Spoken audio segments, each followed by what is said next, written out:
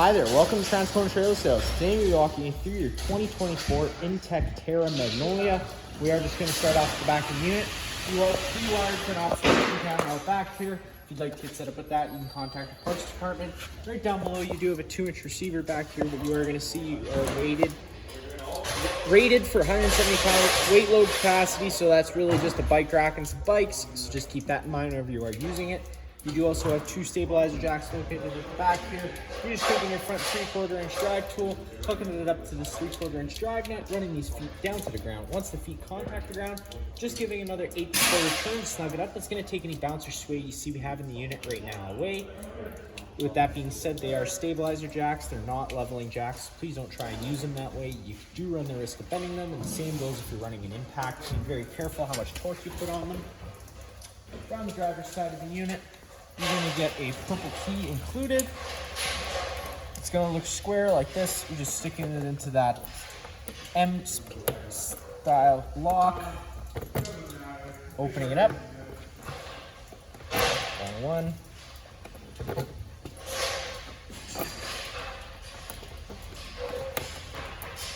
Well, for some reason my master keys aren't working. For some reason my master keys aren't working on that lock today, but right behind there you just got 2 different holes. The one on the left is going to be your fresh tank fill, so if you're out boondocking, that's going to be how you fill your fresh tank, and that's where your water pump draws from. And on the right is going to be the city water connection, so if you're out of sight with service, you just have to thread a garden hose in there and turn it on. It pressurizes all the lines. Pulling that guy, sliding this open. Main thing you need to worry about, just that little switch there. It's supplying power to the thermostat inside. And then you got your pressure relief valve. So just quickly, if you have had a trailer before, it's typically had a tanked water heater, in which case normally you would operate bypass valves because you don't want any antifreeze going through it, and this system is the complete opposite. You do want to run antifreeze through this, of course, with the system off. Once you're done completely winterizing, just cracking the pressure relief valve and leave it cracked open for the duration of winter. That way, when that antifreeze does expand, it has a place to go. Then located right at the back here, you got your sewer hose. Once fully extended, it is about 20 feet long. You just take a note of those 2 ears there. It's the same 2 ears your sewer outlet's gonna have. We just store this in the back here just so you keep most of the smell out of the unit. Right down here, you're gonna notice some water dribbling out. That is for your fresh tank, so that's how you would be draining it. And then you got your 2 low point drains as well. So if you're leaving the unit for a while, don't want the water going stale or stagnant, cracking those guys open. I also recommend cracking them open after you're done winterization for the same purpose of the water heater, just so the antifreeze has a place to go in case it starts expanding. You do have your 30 amp twist lock connection. Take a note of that notch there. It lines up with this notch on this side. Pressing that firmly into place, 8 turn to lock it in, and then you got that threaded collar to really lock it down. If you follow that cord back, you do have your standard 30 amp plug-in. Most campsites should have this, and you can plug right on in. Let's say you have the unit at home and you want to run your fridge, or your campsite only has 50 amp service, which is a household style plug.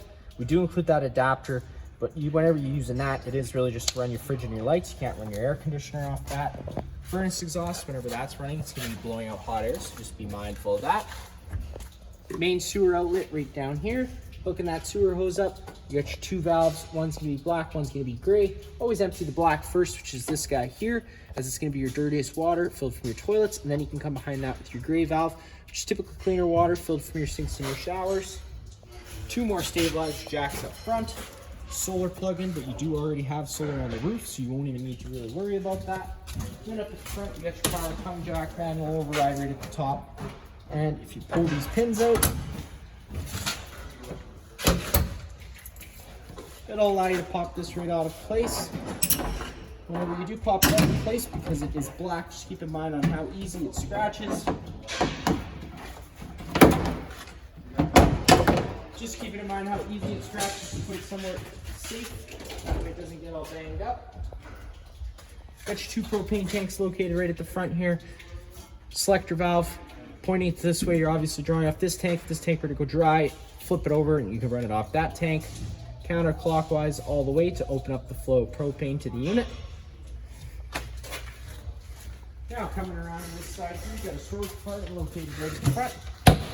Weight distribution, which this customer did opt for. It's also this table leg in case you wanted to run the lounge style in the front dinette area.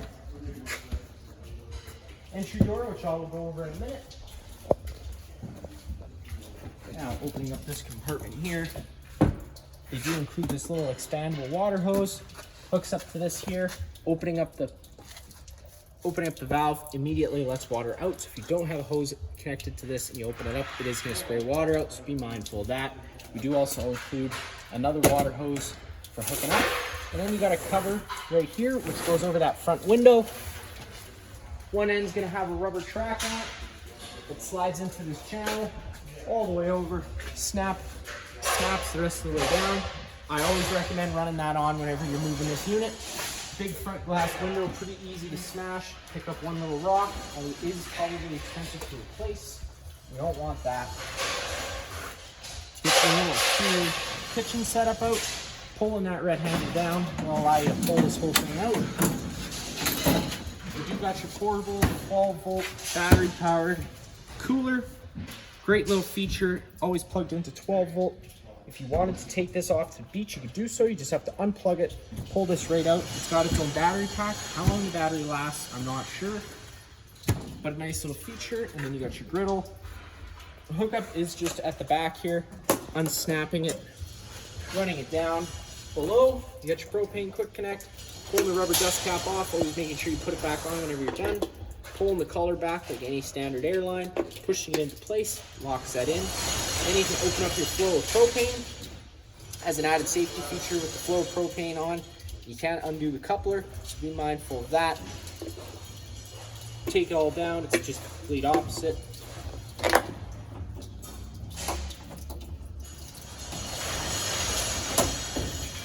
And then get it back in, pushing again down on the red tab.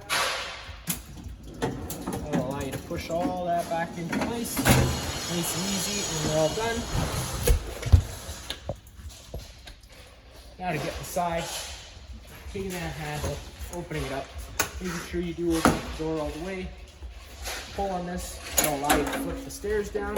You do have adjustable stair feet for your campsite needs. You can have nice level stairs. Now taking a step on inside, first thing you notice off on your left is the fire extinguisher, pretty much just like home, pull the pin and shoot. Then you got some light switches for the main living space here. Turns on a lot of accent lights as well as a porch light. Next, you have your awning control. It is automatic. It's gonna, once you hit the button out, it's gonna start making its way all the way out until fully extended. And unless, of course, you hit stop. So whenever you try to run the awning out, always watching it to make sure that you're going to clear everything inside your campsite. Awning LED light switch right here. Unfortunately, today I already know that this isn't going to be able to go all the way out. So I'll stop it once we get to a certain point.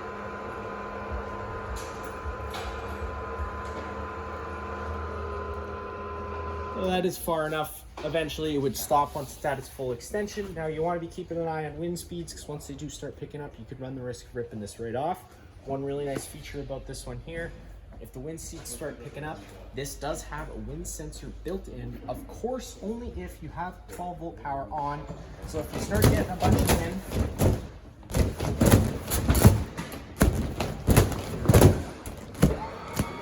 it starts sucking itself back in automatically, and of course that only works if you do have 12-volt. Otherwise you would just hit the in button and the on would automatically suck itself all the way in. Automatically stops as soon as it connects to the trailer.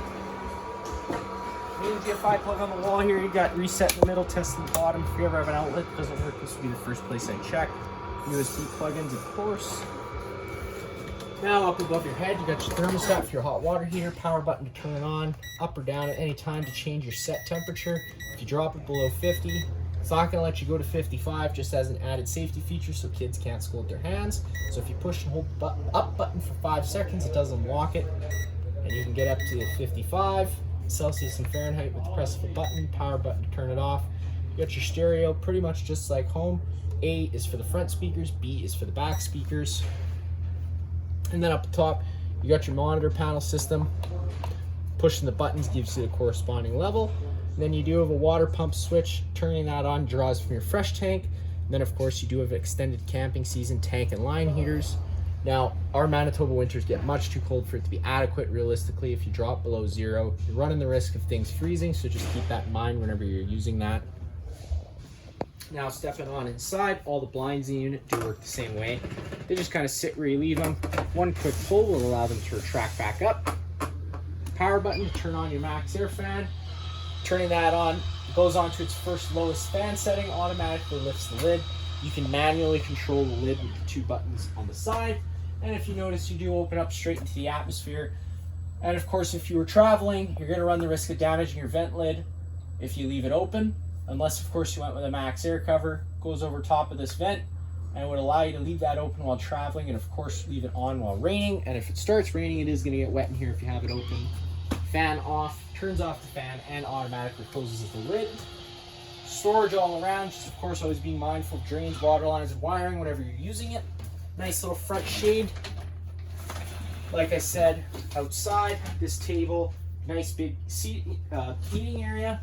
You can take this table leg right out of its hole, grab the one from the front compartment. There's a cushion on the back bed, and you can turn this into a nice little lounge area in case you had a rainy day inside. TV on the wall, flipping this cabinet open. Does give you access to that breaker panel. Whenever a breaker trips, it's going to sit in the middle, so you do just have to turn it off and then back on again to reset it. All your fuses down below. Solar controller. It gets really in depth. There's a bunch of different settings you can play with. I'm going to recommend going over the owner's manual before getting into that, because like I said, it does go in depth. We do have it currently set up just as your basic charging system. It's going to constantly provide power to that battery whenever the sun's out. Battery disconnect switch with it in the on position. The battery is connected to the unit in the off position.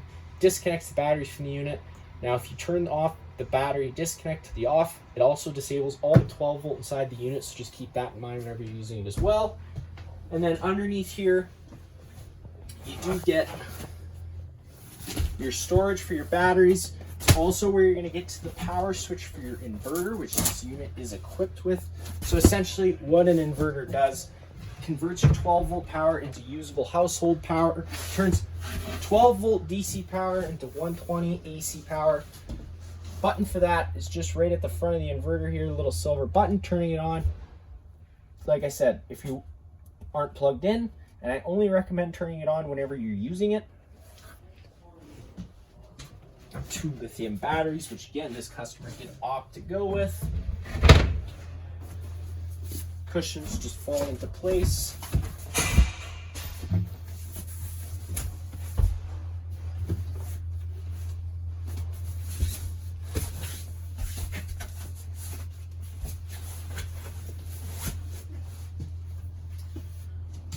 Storage all around, like I said. Now it's the kitchen area, sink, hot and cold water. They include this nice little spot here to set hot pans or whatever else you're going to do. These cupboards, a lot of them stay, and then you can close them. Then you get to your propane stove. Now, because this unit is equipped with propane, flipping that guy open, you got an LP detector. It is located right near the ground.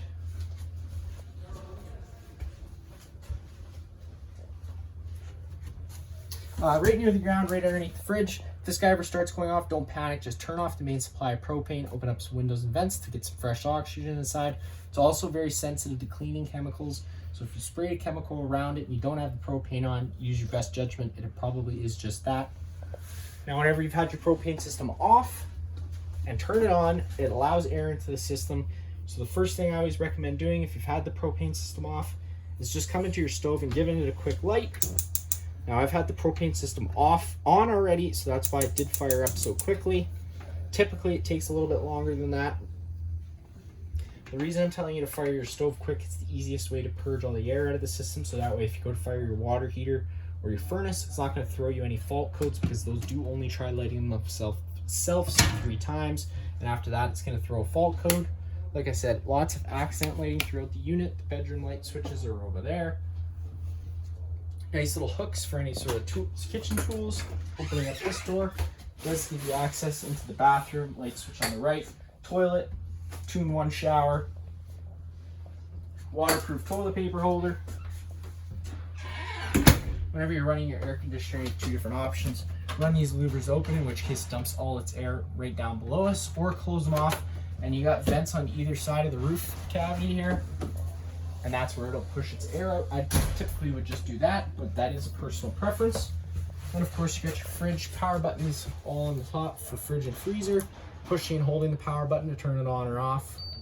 You get that to blink. Whenever the black is on the bottom, you're operating the different fridge temperatures. And then if you push this, you're going to be operating the freezer temperature, so you have adjustment between both. Little night mode for quieter operation at night. Push and hold the power button to turn it back off. Now into the bedroom space, lots of storage all around. Another 12-volt TV, and this is also where you get access to your thermostat. Push the button once, it illuminates itself. Push it again. You get the fan low. Now that's just moving air around with the air conditioner. No heating or cooling involved. One more time, we'll get you into fan high. Again, no heating or cooling involved. Now you get to cool high. So this is air conditioning taken into effect, and you're on a high fan. And the fan is going to run full time on the setting, regardless of what the room is set to. Same thing, but on a low fan. And then now you get to auto, so it becomes an on-demand system, up and down at any time to change your set room temperature you desire. And once the thermostat senses the room's temperature, it's going to kill the air conditioner, so you don't have to listen to it run all the time. One more time, you get to cool low auto, and then you get to heat. So that's going to kill the air conditioner, fire the furnace. The furnace does only have one fan setting, and it removes all its air through the 4 portals we have throughout the unit. You got another max air cover in the back here, same thing as the front. Emergency exit on the wall, just flipping these handles up and pushing the window, and you can hop on out of the unit. Again, all the blinds in the unit do work the same way. They just kind of sit where you leave them, and click pull to retract them back up. There's that cushion for the front lounge area I was telling you about. And now if you flip up the mattress, you do get a little bit of extra storage space. You're gonna notice there's a little false bottom here to give you access to some different bypass valves for air ventilation. And there's more back here under this one.